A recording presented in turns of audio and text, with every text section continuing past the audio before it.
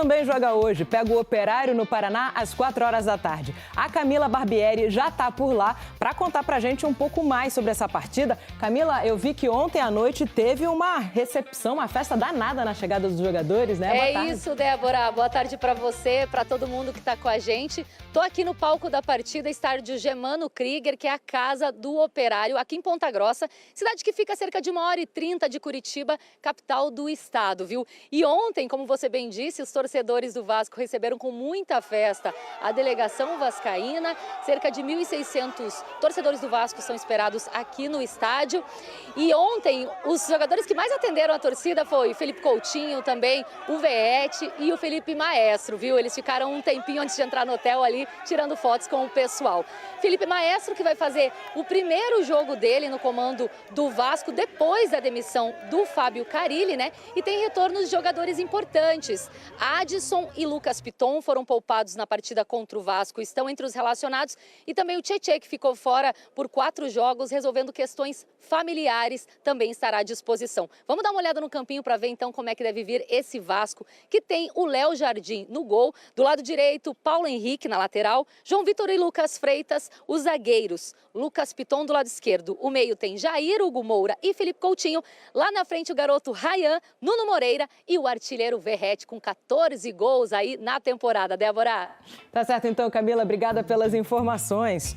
O técnico, como ela disse, vai ser o ídolo da torcida, Felipe Maestro, e a criançada que não conhecia curtiu ver os lances antigos dele.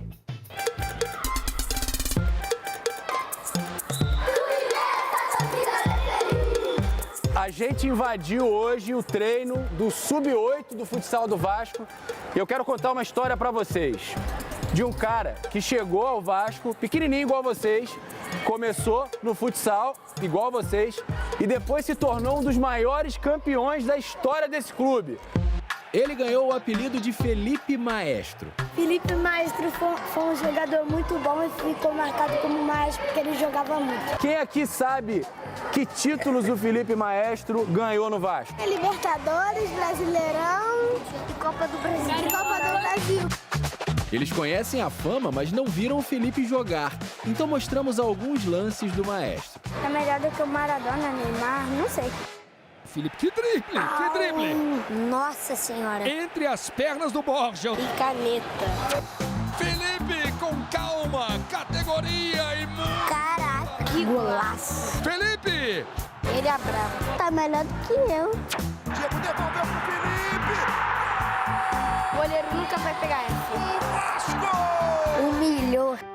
Hoje o Felipe vai estar na área técnica como interino contra o Operário pela Copa do Brasil, posição que ocupou nos 3 últimos jogos do Brasileirão do ano passado. E aí, você tá confiante? Tô. Espero que ele faça um bom jogo com os atletas.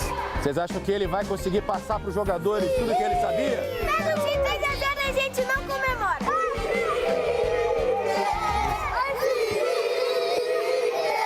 O Vasco também joga hoje. O Cruz Maltino encara o Operário, jogo fora de casa pela Copa do Brasil, e foi muito bem recebido também, como sempre, com festa no Paraná. Rodou. Uma recepção calorosa para o Vasco em Ponta Grossa, no Paraná, para a partida contra o Operário hoje às 4 da tarde pela Copa do Brasil. Os jogadores tiraram fotos com a torcida na chegada ao hotel, em partida que terá Felipe Maestro na beira do gramado. O técnico interino ainda não confirmou a equipe que vai a campo, mas levou força máxima para o confronto com Verratti e Coutinho como referências no setor criativo.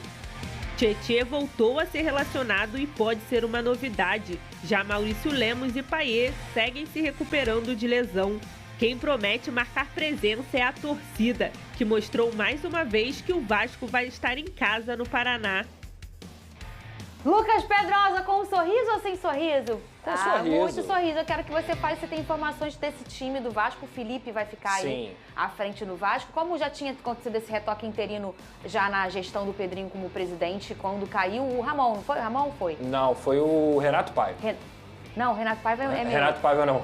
Rafael Paiva. Rafael Paiva. Ah, foi o Rafael Paiva, Rafael isso mesmo. Paiva. Tu já tá derrubando o Renato? Não, cara. Não, agora a boa. gente tá gostando do Vene, não fala assim. É o Rafael Paiva. Pedrosa, me fala aí qual é o Vasco.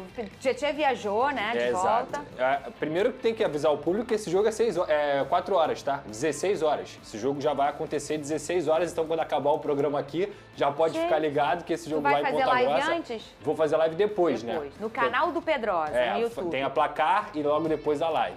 Então, para essa partida, eu acredito que ele não vai fazer grandes mudanças. Volta o Lucas Piton, depois de ter descansado com o Vitor Luiz na última partida. O Tietê, uma boa notícia na lista do banco de reservas, mas acredito que fique no banco mesmo.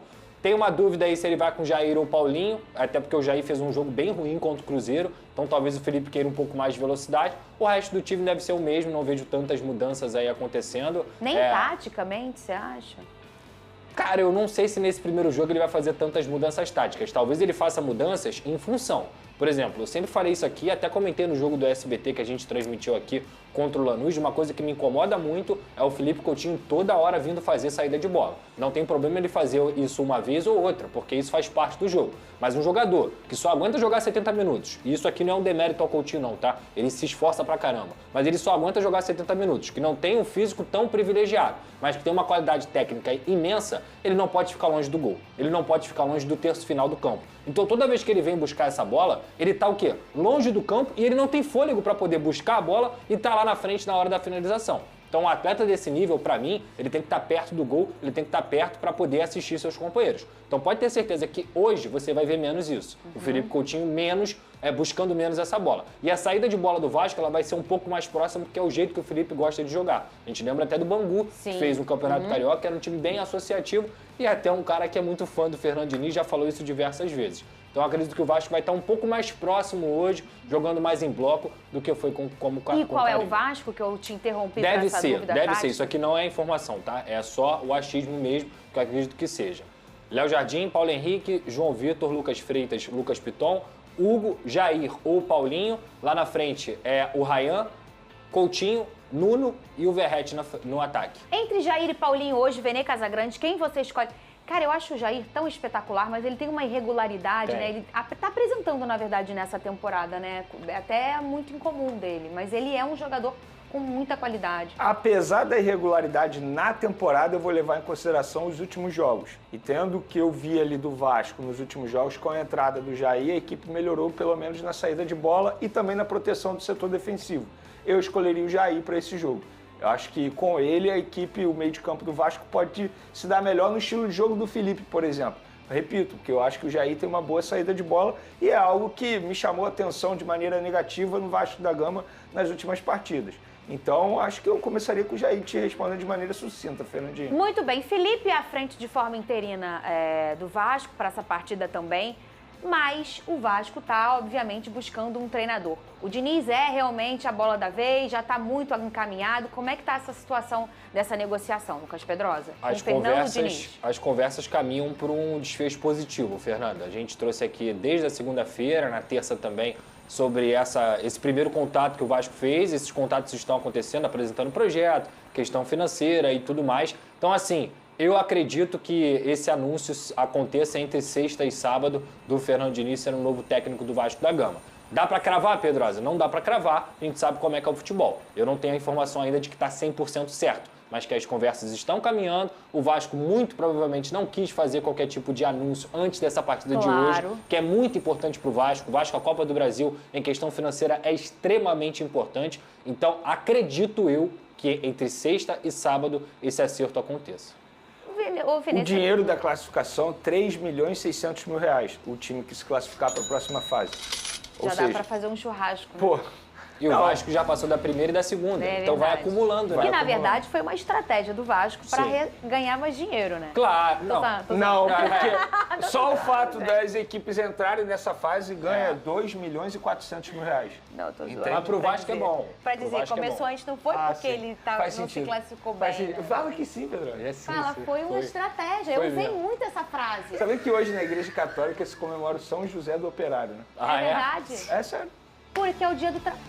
Olha, mas o Operário tem tudo a ver com o Vasco. Você vai pegar o Operário no Dia do Trabalhador. A história do Vasco passa pelos operários e também. você vai fazer isso com o Operário, Viva São José do Operário, Pedrosa, então. Ai, Venê, já Tem tá aquela música, eu já lutei por negros e operários. E você vai fazer isso com o Operário no dia 1º de maio. Pau no operário. Tá certo. Livre no mercado da bola desde que deixou o Real Valladolid, da Espanha, o técnico Paulo Pesolano deseja voltar a trabalhar na Europa, onde comandou a equipe que pertence a Ronaldo Nazário. No entanto, não descarta negociar com o Vasco.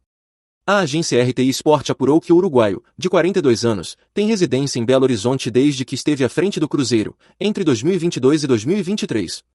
O treinador se sente à vontade no Brasil e acredita que seria interessante comandar o Vasco. Paulo Pesolano ainda não recebeu contato oficial do presidente do Vasco, Pedro Paulo de Oliveira. Ele é um sonho antigo do clube. Em 2024, por exemplo, o dirigente o tinha como plano A para o lugar de Ramon Dias em meio à transição para assumir a presidência. Entretanto, a contratação não se concretizou porque o treinador, após conseguir o acesso com o Real Valladolid para a primeira divisão do Campeonato Espanhol, teve o contrato renovado por mais uma temporada por Ronaldo Nazário. Desde então, ele foi procurado por clubes brasileiros como Botafogo, Corinthians, Cruzeiro, Fluminense, Santos e São Paulo. Mas em todas as conversas com dirigentes a resposta do uruguaio sempre foi a mesma. Não há interesse. Ainda segundo apurou a reportagem, Paulo Pesolano informou ao seu staff que gostaria de voltar a trabalhar no futebol brasileiro, mas gostaria de atuar em um grande clube do país. A ideia é lutar por títulos relevantes se for sacramentado o retorno ao Brasil. Paulo Pesolano, segundo duas fontes ligadas ao staff do treinador consultadas pela agência RTI Sport, está ciente da situação financeira do Vasco. Mesmo assim, o uruguaio vê potencial no elenco e capacidade técnica no time para vencer uma competição em 2025. À frente do Real Valladolid, Paulo Pesolano conduziu o time em 71 partidas, com 28 vitórias, 15 empates e 28 derrotas. Entre 2022 e 2025, a equipe marcou 84 gols e sofreu 91. Sob seu comando, o time teve 46,48% de aproveitamento. Anteriormente, o uruguaio comandou o Cruzeiro de 2022 e 2023. Pelo clube de Belo Horizonte, venceu a Série B do Campeonato Brasileiro de 2022. Hoje, Paulo Pesolano encontra-se desempregado após recusar proposta do Nacional, do Uruguai, no começo de 2025. Bom torcedor cruzmaltino, agora eu quero saber de você. O técnico uruguaio, Paulo Pesolano, é um bom nome para comandar o Gigante da Colina? Coloque sua opinião nos comentários, não sei se você sabe. Mas sua opinião é muito importante para o Vasco. A qualquer instante eu volto com mais uma notícia do Gigante da Colina.